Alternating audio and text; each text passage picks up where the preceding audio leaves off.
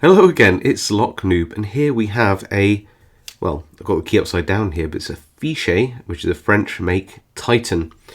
And it does have quite a gnarly keyway in here with its paracentric warding, although it's, from picking it earlier, got a bit more bark than bite.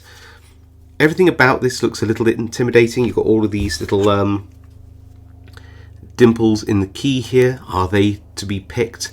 Are they for side pins? Are they active? Are they passive?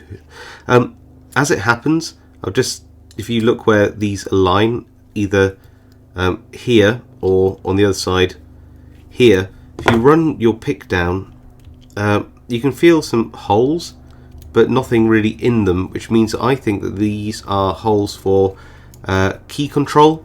Meaning that if you had a key which is suited for a particular suite of locks, then they would put some little passive pins inside, which means that the key itself has to have dimples cut out to allow the pins to recess into it when you turn the lock. But when you're picking it, they don't actually do anything. And I think that's what's going on inside this. So we've got a little gnarly tight keyway, but not too tight. And you know what, you can't get through it from the bottom. It deflects even thin picks, but you can easily pick up through the warding. So there are little holes in the warding which allow the pins to drop down. You can probably see that first pin drop down to this level.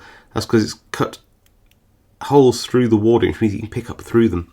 So yeah, looks a bit gnarly and intimidating, especially if you look at the key, but I don't think it really is. Let's throw some advice and I'll show you what I mean. So we are in the vise. Here is that nicely shaped Fichet Titan key. Interesting bitting, got sort of a high at the end here, pin 6, a high cut and some high cuts in positions 1 and 2, then 3, 4 and 5, a sort of a scoop, sort of in the midst to the lows and back up again. Let's just check everything's nice and working and free. It does feel very silky, I have to say.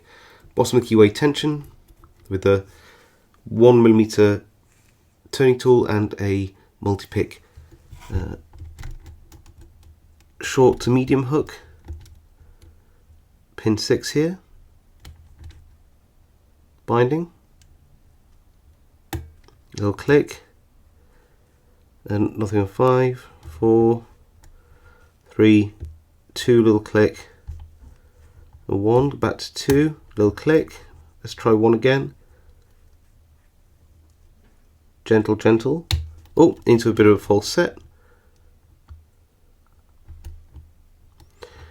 Oh, just hit pin 3 and we are open, which is interesting.